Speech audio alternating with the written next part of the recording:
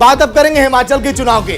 68 विधानसभा सीटें, लेकिन वहां पर ट्रेंड रहा है बीजेपी और कांग्रेस का हर बार बदलने का, सत्ता में वापसी का। लेकिन क्या कांग्रेस इस बार वापसी कर पाएगी? क्या सहयोगी निदा तो खुद पहुंची हिमाचल में, जो वहां की कवरेज की, इनसे भी हम जानेंगे। निदा, क्या लग रहा है, तस्वीरें थोड़ी बदलेंगी और आपने क्या वहां पे महसूस किया? मैंने वहां पर जो महसूस किया, जब हम गए ग्राउंड जीरो पर और वहां पर जाकर हमने लोगों का वहां पर मिजाज जानने की कोशिश की, तो मुझे लगा कि कुछ जगह पर लगा कि शायद 50-50 रहेगा। लेकिन अगर वहां पर मैं जो 50-50 की बात कर रही हूँ, वो मैं कर रही हूँ कांग्रेस पार्टी और बीजेपी की। लेकिन इसके अलावा अगर आम आदमी पार्टी की बात करूं, तो मुझे खुद को आम आदमी पार्टी का कोई भी एक पोस्टर, कोई भी एक बैनर जो था वो पूरे हिमाचल में नजर नहीं आया। यहाँ तक कि खुद जो अरविंद केजरीवाल, जो आप संयोजक भी हैं, पूरे पार्टी के कर्ता धर्ता भी हैं, उन तक की एक भी तस्वीर मुझे कहीं नजर नहीं आई। और इससे बड़ी बात ये थी कि मैं जब मंडी पहुंची तो मैंने वहां जाकर के पता किया कि भाई आम आदमी पार्टी से कोई तो होगा, सामने आई है। मुझे दिलचस्प बात सागर और कुंदन ये पता चली वहां पर कि कल तक जिसका मुझे 1-to-1 करना था जाकर के, जब मैं अगले दिन वहां पर पहुंचती हूँ तो पता चलता है कि वो मैडम जो सीट से वहां पर उम्मीदवार थी, प्रत्याशी थी आम आदमी पार्टी की, वो पूरे लाव लश्कर के साथ बीजेपी में शामिल हो गई। तो अब आप अंदाजा लगा सकते हो कुंदन कि ये कितनी बड़ी दुविधा है आम आदमी पार्टी के लिए हिमाचल के अंदर, जहां पर वो दम ये भर रही है कि जीत हमारी होगी, हमारी सीटें आएंगी, लेकिन वहां पर उसके अपने उम्मीदवार बिल्कुल नामांकन के ठीक आखिरी दिन, जिस दिन कोई ऑप्शन भी नहीं बचता है, और आम आदमी पार्टी का साथ छोड़कर वो बीजेपी में शामिल हो जाते हैं। कुंदन, देखिए, आम आदमी पार्टी की जो तैयारी थी हिमाचल में, उस तैयारी को बड़ा झटका क्या लगा है। सत्येंद्र जैन की जब गिरफ्तारी हुई, जो इंचार्ज थे हिमाचल प्रदेश को लेकर के, उनकी गिरफ्तारी के साथ ही पूरा गेम आम आदमी पार्टी का बदल जाता है। दरअसल प्रॉब्लम यह है कि जो प्रभारी थे, उनकी गिरफ्तारी के बाद जो तैयारी थी उससे बहुत जबरदस्त झटका लगा है। तो हिमाचल प्रदेश चुनाव को लेकर के क्या तैयारी है, जरा हम आपको बता देते हैं। ग्राफिक्स के जरिए भी आपको बताते हैं हिमाचल का गणित। बीजेपी अभी 44, कांग्रेस 21 और अन्य 3 सीटें जीती थी पिछले चुनाव की अगर बात करें, तो यहां पर हर 5 साल में सरकार बदलने का ट्रेंड रहा है पिछले 3 दशक से ज्यादा वक्त से।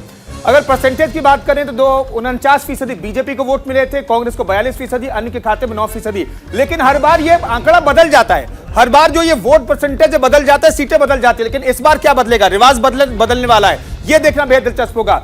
हिमाचल प्रदेश में की अगर हम बात करें तो वहां पर हर 5 साल के बाद सत्ता 3.5 दशक से बदलती रही है, और यह देखना बेहद दिलचस्प होगा। 1985 को देखिए, 1985 में कांग्रेस, 90 में बीजेपी, 1993 में कांग्रेस, और फिर बीजेपी की सरकार आती है। 2003 में कांग्रेस, 2007 में बीजेपी, 2012 में कांग्रेस और 2017 में बीजेपी। इसी रवायत को बदलने का दावा कर रही बीजेपी, कह रही है कि इस बार बीजेपी की सरकार बनेगी, जैसा उत्तर प्रदेश में हमने किया, जैसा हम बाकी जगहों पर हमने किया। उत्तर प्रदेश में हमने किया, असम में किया, बाकी जगहों पर हमने किया है। जो बदलाव किए हैं, उन बदलाव की बयार को हम हिमाचल प्रदेश में भी आगे बढ़ा करके रहेंगे, यह दावा किया जा रहा है बीजेपी की तरफ से। दीपक हमारे साथ मौजूद हैं। दीपक, आप तो हिमाचल में लगातार रहे, बीजेपी के नेताओं के साथ आप बातचीत करते रहे, अनुराग ठाकुर के साथ आपने इंटरव्यू किया। मैं जानना चाहता हूं, इतना कॉन्फिडेंस किस बात को लेकर के इतना कॉन्फिडेंट है बीजेपी कि जो रवायत चली आ रही है पिछले 3.5 दशक से, उसे तोड़ देगी बीजेपी?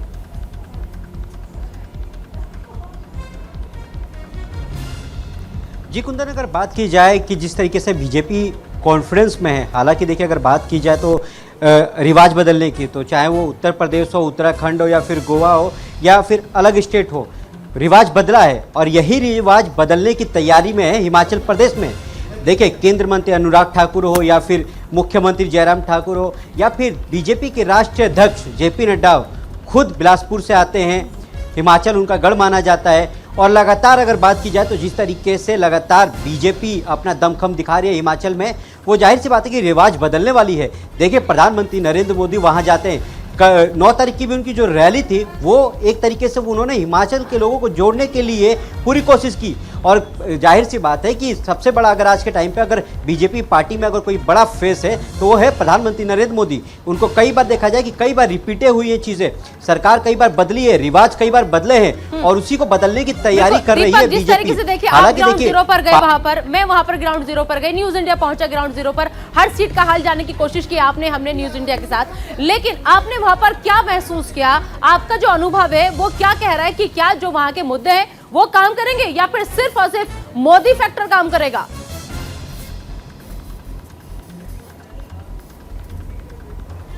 जी निदा, बिल्कुल जी। आप खुद आपने जब बीजेपी राष्ट्रीय अध्यक्ष से बात किया था, उन्होंने भी कहा था कि हाँ रिवाज बदलेगा, और देखिए सबसे बड़ी बात ये थी ना कि जब मैनिफेस्टो आया बीजेपी का, उसके बाद जो महिलाओं का जो 33% था, उसके बाद 51,000 जो गरीब बीपीएल के लड़कियों की शादी के लिए दिया जाएगा, हालांकि ये कई राज्यों में है पर वहां नहीं था। उसके बाद सहायता समूह, ये सारी चीजों को लेकर जब बात हुई कि 33% महिलाओं को आरक्षण दिया जाएगा, मैंने एक चीज नोटिस किया है निदा कि जो महिलाएं हैं और खासकर जो युवा वर्ग है वो प्रधानमंत्री नरेंद्र मोदी और जयराम ठाकुर के साथ जा रहा है, क्योंकि जिस हिसाब से महिलाओं का जो क्रेज था, मैंने ये एक नोटिस और भी किया कि चाहे केंद्र मंत्री अनुराग ठाकुर हो, उनकी जितनी भी रोड शो हो या उनका जितनी भी जनसभा है, उसमें देखिए कि आपको सबसे ज्यादा जो मिलेंगे वो युवा होंगे या फिर वो महिलाएं होंगी। तो जाहिर सी बात है, अगर बात की जाए तो 56 लाख से ज्यादा जो वोटर हैं वो हिमाचल प्रदेश में है और 49% आबादी महिलाओं की है। ये 49%